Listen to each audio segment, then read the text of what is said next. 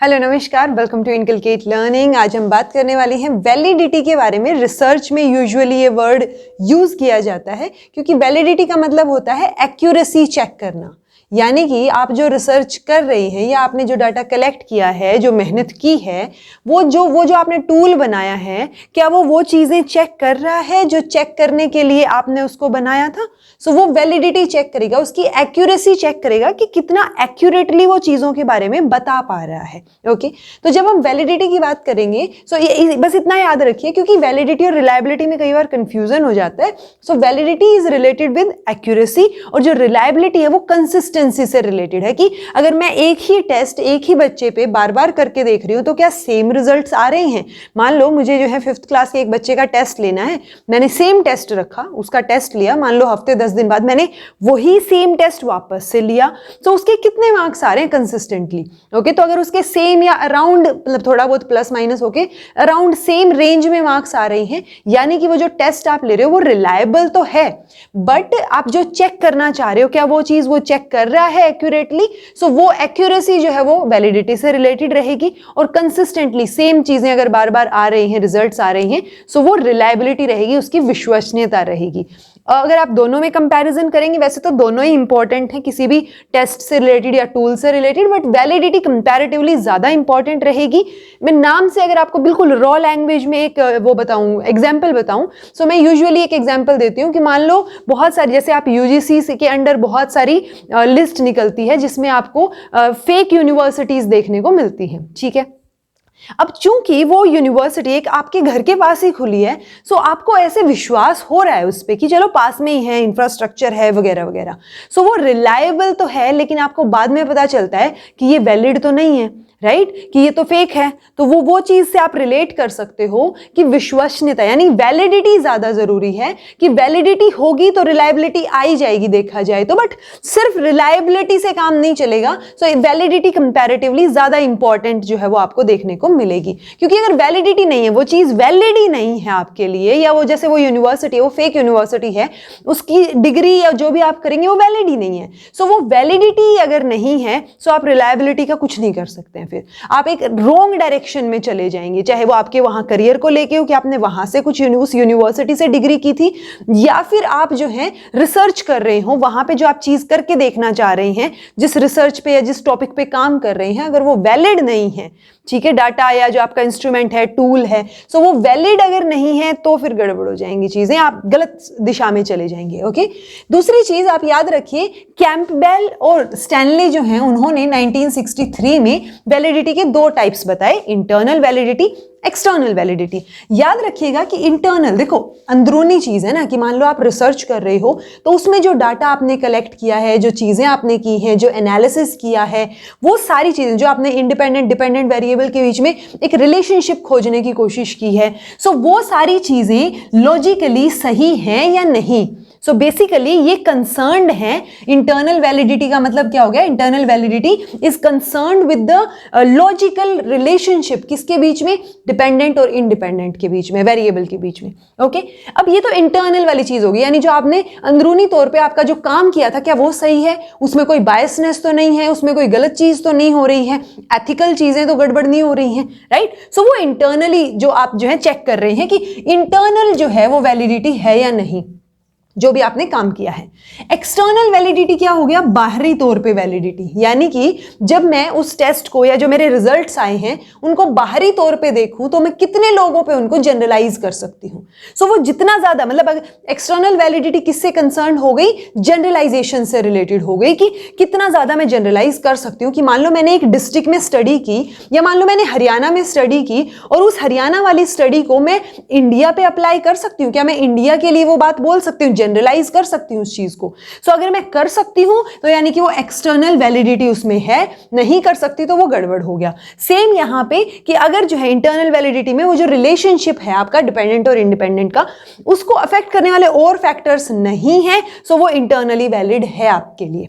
Okay, उसके बाद 1968 में जो है वो ब्रैच, BRACHT और ग्लास ने क्या किया, ये जो एक्सटर्नल वैलिडिटी है इसके 2 टाइप्स में डिवाइड कर दिया, यानी सब टाइप बना दिए जाएंगे एक्सटर्नल वैलिडिटी के। तो पहला टाइप है पॉपुलेशन वैलिडिटी और दूसरा टाइप है ecological validity. In fact ecological validity जो है हाल ही में नेट के एग्जाम में भी पूछा गया है, इनफैक्ट पेपर 1 में पूछा गया है। ओके, सो ये याद रखना है आपको, नाम से पता चल रहा है वैसे तो आपको। देखो हम कोई भी काम जब करते हैं ना तो हम उसको जनरलाइज करने की कोशिश करते हैं जितनी ज्यादा पॉपुलेशन पे हो पाए। ओके, तो जब मैं उस पॉपुलेशन को आइडेंटिफाई कर लूं, जैसे मैंने आपको बोला कि क्या मैंने मान लो मैंने हरियाणा के भी एक कुरुक्षेत्र डिस्ट्रिक्ट में काम किया है, अब मैं ये देखना चाह रही हूं कि वो जो कुरुक्षेत्र डिस्ट्रिक्ट वाला काम है क्या वो पूरे हरियाणा के जो बच्चे हैं उनके ऊपर अप्लाई हो रहा है।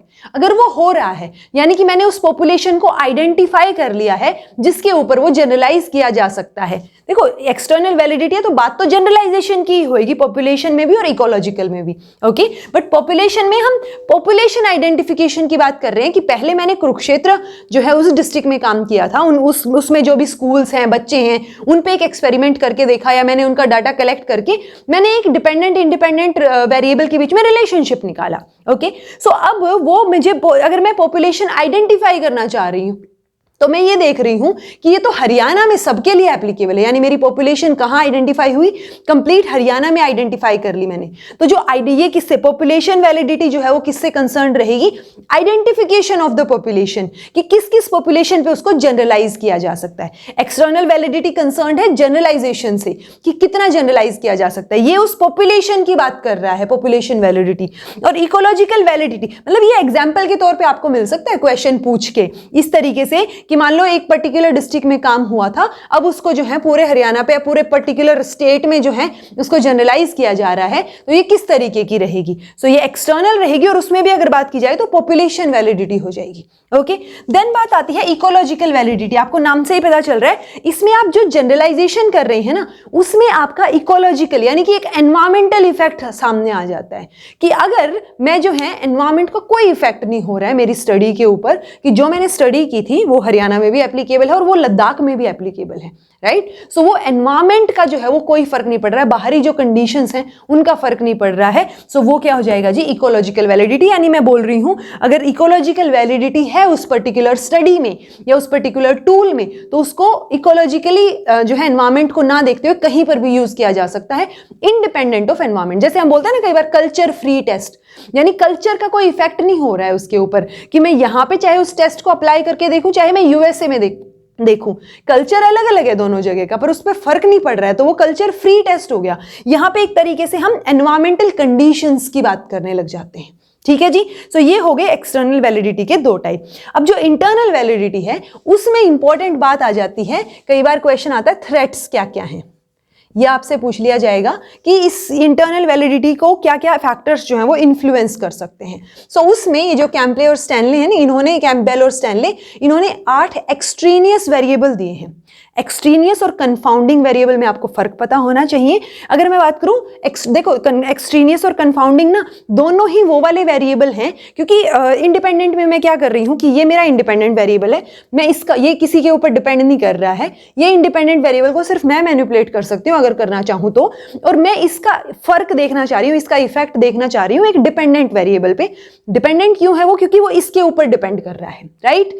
अब इन दो वेरिएबल्स के अलावा भी तो बहुत सारे फैक्टर्स होंगे ना जो डिपेंडेंट को फर्क, डिपेंडेंट के ऊपर जो है इन्फ्लुएंस करेंगे, उसके ऊपर फर्क डालेंगे, राइट, उसको अफेक्ट करेंगे। तो वो जो बचे हुए फैक्टर्स हैं जो सिर्फ मुझे पता नहीं चल रहा है कौन से फैक्टर्स हैं, मैं शायद यही सोच रही हूं कि ये इंडिपेंडेंट का ही इफेक्ट आ रहा है, बट कुछ एक और अलग फैक्टर्स जिनके बारे में मुझे समझ नहीं आ रहा है कौन से फैक्टर्स हैं, वो जो अफेक्ट कर रहे हैं ना इसको डिपेंडेंट वेरिएबल को, वो एक्सट्रेनियस होंगे। अब कंफाउंडिंग क्या है, एक्सट्रेनियस और कंफाउंडिंग में फर्क पता होना चाहिए। कंफाउंडिंग वेरिएबल मतलब confounding is like confusing. Confounding variable में मुझे यही समझ नहीं आ रहा कि ये इंडिपेंडेंट के ऊपर इफेक्ट डाल रहा है, डिपेंडेंट के ऊपर इफेक्ट डाल रहा है, किस पे डाल रहा है। सो कंफाउंडिंग वेरिएबल जो है वो इन दोनों को अफेक्ट कर सकता है, डिपेंडेंट को भी और इंडिपेंडेंट को भी। एक्सट्रेनियस वेरिएबल डिपेंडेंट के ऊपर इफेक्ट डालेगा, ठीक है जी। अब ये 8 एक्सट्रेनियस वेरिएबल या इनको हम बोल सकते हैं threat to internal validity, okay, कि ये इन चीजों में अगर गड़बड़ हुई तो हमारी इंटरनल वैलिडिटी गड़बड़ा सकती है। यानी कि जो चीजें मैं बोलना चाह रही हूं कि भाई सही होनी चाहिए थी वो सही नहीं हो रही हैं, किस वजह से, इन वजह से, ओके क्या मतलब है? जैसे हिस्ट्री, यूजुअली इस वैलिडिटी की जब हम बात करते हैं तो हम एक्सपेरिमेंटल उसकी बात करते हैं, रिसर्च की। सो एक्सपेरिमेंटल रिसर्च में आप सोच के चलिए कि एक ग्रुप ऑफ बच्चे हैं जिनके ऊपर आपको क्या करना है, कुछ एक्सपेरिमेंट करके देखना है, या आपको ये देखना है कि अगर मैं इनको ट्रेडिशनल तरीके से पढ़ाऊं तब क्या रिजल्ट्स आ रहे हैं, और अगर मैं इनको आईसीटी का इस्तेमाल करके पढ़ाऊं तब क्या रिजल्ट्स आ रहे हैं। ओके सो हिस्ट्री में क्या रहेगा कि पहले क्या हिस्ट्री रही है, यानी बच्चों का जब प्री टेस्ट आपने लिया या जो आप वेरिएबल्स लेके चल रहे हो उनकी क्या चीजें हैं, उनका क्या इफेक्ट देखने को मिलता है। सो वो हिस्ट्री जो है वो अफेक्ट कर सकती है आपकी इंटरनल वैलिडिटी को। देन आता है मैच्योरेशन, कि आपने जिन बच्चों के ऊपर क्या करना है, रिसर्च करनी है या जिनके ऊपर एक्सपेरिमेंट करके देखना है, एक पॉइंट ऑफ टाइम पे जब अगर आपका लंबा खिंचता है एक्सपेरिमेंट, सो वो बच्चे भी तो ये हो सकते हैं ना कि मान लो वो बच्चे अलग अलग एज ग्रुप के थे, या फिर वो उन बच्चों में जो है जब आपने पहले टेस्ट लिया तो वो बच्चा बहुत थका हुआ था, उसने ऐसे ही रैंडमली भर दिया, अगली बार टेस्ट लिया तो उसने बहुत सोच समझ के भर दी चीजें। सो वहां से भी आपके रिजल्ट्स गड़बड़ आ जाएंगे, क्योंकि पिछली बार तो जो एज है, फटीग है, मोटिवेशन है, ये सारे फैक्टर्स जो हैं वो टाइम टू टाइम चेंज होते रहते हैं। सो उसकी वजह से भी आपके रिजल्ट्स गड़बड़ आ सकते हैं, आपकी इंटरनल वैलिडिटी पे बात आ सकती है, राइट। सो वो मैच्योरेशन का इफेक्ट रहेगा। देन प्री टेस्टिंग का रहेगा। प्री टेस्टिंग इज लाइक आप क्या करते हैं, एक्सपेरिमेंटल जब करते हैं रिसर्च तो आप क्या करते हैं, पहले उनका टेस्ट लेके देखते हैं, फिर आप देखते हैं कि क्या रिजल्ट्स हैं, देन आप उनके ऊपर एक्सपेरिमेंट करते हैं और फिर टेस्ट लेते हैं। तभी तो हमें पता चलेगा कि जो मैं एक्सपेरिमेंट कर रही हूं उससे पहले क्या सिचुएशन थी और बाद में क्या सिचुएशन है, राइट। तो जो पहले वाली सिचुएशन थी अब बच्चे को तो पता चल गया है। अब हो सकता है मैंने जल्दबाजी की और मैंने एक हफ्ता पहले टेस्ट लिया, फिर उनको पढ़ाया एक दो हफ्ता या कुछ पर्टिकुलर टाइम, और फिर मैंने टेस्ट ले लिया, सेम टेस्ट या जो भी चीजें मैंने देखी। सो उसकी वजह से बच्चे को अब उस टेस्टिंग का मतलब जो आपने प्री टेस्ट लिया था, आपके एक्सपेरिमेंट से पहले टेस्ट लिया था, उसकी वजह से एक पर्टिकुलर एक्सपीरियंस हो गया है बच्चे को, जो उस एक्सपीरियंस की वजह से जो पोस्ट टेस्ट है उसके रिजल्ट्स चेंज हो सकते हैं, राइट। सो क्योंकि हमें ऐसे लगेगा कि उस एक्सपेरिमेंट की वजह से रिजल्ट चेंज हुए, लेकिन वो प्री टेस्टिंग के इफेक्ट की वजह से चेंज हुए हो सकते हैं। तो हम समझ नहीं पाते यहाँ पे कि किस वजह से चेंज हुए। तो ये सारे फैक्टर्स जो हैं वो इन्फ्लुएंस कर सकते हैं हमारी इंटरनल वैलिडिटी को और हमारे रिजल्ट्स को। देन है मेजरिंग इंस्ट्रूमेंट, कि आप कौन सा इंस्ट्रूमेंट मेजर कर रहे हैं, इंस्ट्रूमेंट यूज कर रहे हैं, या फिर आप जो है कौन से उसका, जैसे आप कभी टूल यूज करते हैं ना, सो आप प्री टेस्टिंग में कौन सा टूल यूज कर रहे हैं, पोस्ट टेस्टिंग में कौन सा कर रहे हैं, वो भी गड़बड़ कर सकती हैं चीजें। सो आप इंस्ट्रूमेंट जो है आपका वो भी बहुत ज्यादा फर्क डालेगा। आप कई बार देखेंगे ना, इन जनरल भी अगर हम बात करें कि अगर आप बीपी चेक करने वाली मशीन भी देखें, आप सेम मशीन भी अगर 2 बार यूज करके देखेंगे तो फ्लक्चुएशन दिखेगा आपको। सो यहाँ पे भी वही चीज रहेगी आपकी कि इंस्ट्रूमेंट क्या है वो भी आपका फर्क डाल सकता है।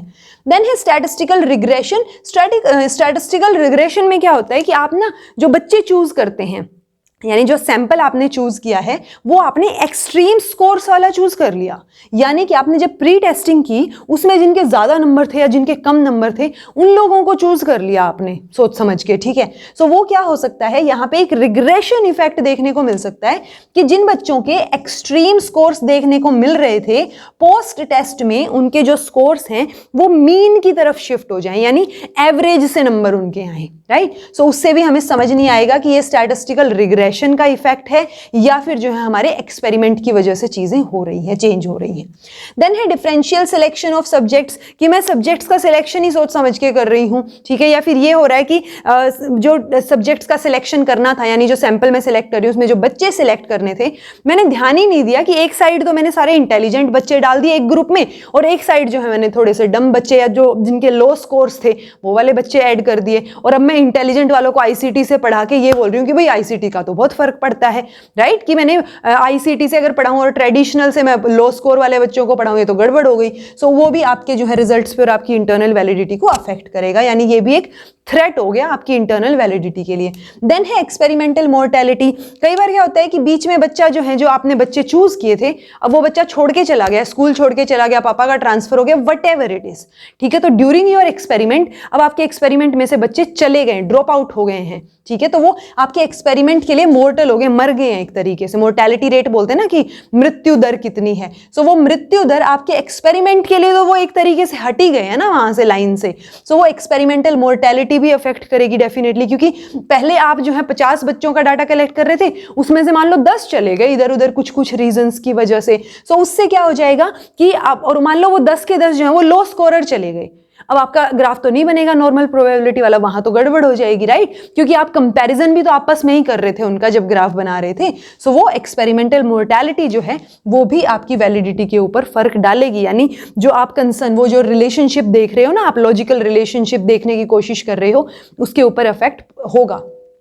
देन है इंटरेक्शन, यानी कि ये जो मैच्योरेशन है या हिस्ट्री है, ये जो फैक्टर्स हमने पढ़े हैं, इनका आपस में ही कुछ इंटरेक्शन का कुछ रिजल्ट निकल के आ जाए। हमें नहीं पता, मैच्योरेशन भी था और मान लो एक्सपेरिमेंटल मोर्टेलिटी भी थी, सिलेक्शन और मैच्योरेशन का भी रिलेशनशिप और सिलेक्शन और हिस्ट्री, इन दोनों का भी क्या हो गया, मतलब मिक्सअप हो गई हैं चीजें। अब इफेक्ट जो निकल के आ रहा है वो इंटरेक्शन का निकल के आ रहा है, ना कि सिंगल किसी चीज का, राइट। सो वो भी एक फैक्टर हो सकता है जो कि इंटरनल वैलिडिटी को अफेक्ट करेगा, ठीक है जी। सो कैम्पबेल स्टैनले एक्यूरेसी, ये नाम याद रख सकते हैं। इन्होंने दो टाइप दिए, internal validity, external validity. Internal validity concerned है आपके लॉजिक ऑफ रिलेशनशिप, किसके, इंटरनल जो आपके इंडिपेंडेंट है और डिपेंडेंट वेरिएबल है उसके बारे में, कि वो कंसर्न्ड है बेसिकली कि बायसनेस ना हो, रिजल्ट अच्छे से आए, कुछ गड़बड़ ना हो, सारी चीजें एक्यूरेटली और सही से हो, वो इंटरनल वैलिडिटी है। यानी कि आपने जो इंटरनली काम किया है वो कितना बढ़िया है, कितना वैलिड है, कितना एक्यूरेट है। एक्सटर्नल वैलिडिटी जनरलाइजेशन की बात करती है कि आप उसको कहां तक जनरलाइज कर सकते हैं। जब आप जनरलाइजेशन वाली पॉपुलेशन को आइडेंटिफाई करते हैं तो वो पॉपुलेशन वैलिडिटी हो जाएगी कि अच्छा ठीक है, यहां से लेके बाकी सब पे भी एप्लीकेबल है, ये चीज जनरलाइज की जा सकती है, तो वो पॉपुलेशन वैलिडिटी। जब आप उस पर इकोलॉजिकल इफेक्ट देखते हैं या फिर आप देखते हैं कि एनवायरमेंट का तो कोई, एनवायरमेंटल कंडीशन का तो कोई फर्क नहीं पड़ रहा, तो वो इकोलॉजिकल वैलिडिटी हो जाएगी। एंड ये जो सारे के सारे हैं ये आपके इंटरनल वैलिडिटी के लिए थ्रेट हो जाएंगे। एक्सटर्नल वैलिडिटी के लिए भी थ्रेट होते हैं, मैंने करवा रखे हैं, आपने कर रखे हैं या नहीं वो मुझे कमेंट करके जरूर बताइएगा। आई होप आपको वैलिडिटी का ये सारा का सारा टॉपिक समझ आया होगा। फिर भी कुछ समझ नहीं आया हो तो डेफिनेटली कमेंट करके पूछ लीजिएगा, इंपॉर्टेंट टॉपिक है, बिकॉज वैलिडिटी, रिलायबिलिटी, ये सारी चीजें आपको पता होनी चाहिए अगर आप जो है यूजीसी नेट के लेवल तक या मास्टर्स के लेवल तक या फिर आपके जो है फर्दर रिसर्च के लेवल तक पहुंच गए हैं, ठीक है जी। So this was all about today, thank you so much for watching, be happy, keep smiling, subscribe to inculcate learning because it is absolutely free and be consistent in your efforts.